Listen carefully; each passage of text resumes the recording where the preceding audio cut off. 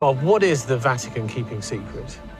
For the entire time that they've existed, they've collected manuscripts and relics and items from either campaigns or crusades, not only for their own research and to support their ideas, but also to prevent anything coming out. Because they need to control the information around biblical issues and the biblical dogma, they can't allow alternative views to become public, become disseminated. What kind of things exactly are you talking about? In terms of documentation, they've got 52 miles of shelving of books and manuscripts alone.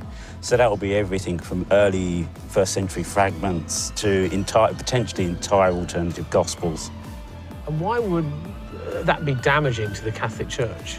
Because there's the potential for alternative views to emerge. There were lots of different books originally that were set to go in the Bible, and it was only through a process of politics mainly that the final books were chosen. There are also ideas that there's a book of Q that academics have termed a book that would have been the source material for the main Gospels of Matthew, Mark, Luke and John, because the main Gospels were written long after the time of Christ. So if they've got something like a book of Q, that would undermine everything else.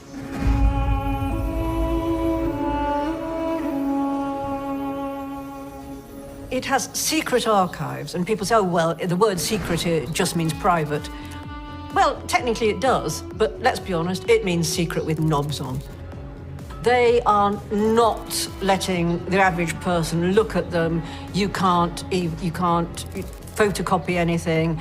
I've heard it on very good authority that there's said to be the Vatican within the Vatican, which is they have enormous pillars. Enormous pillars. You can get, almost like ballroom-sized pillars. And in there are the secret of the secrets, said to be the Veil of Veronica and all sorts of relics.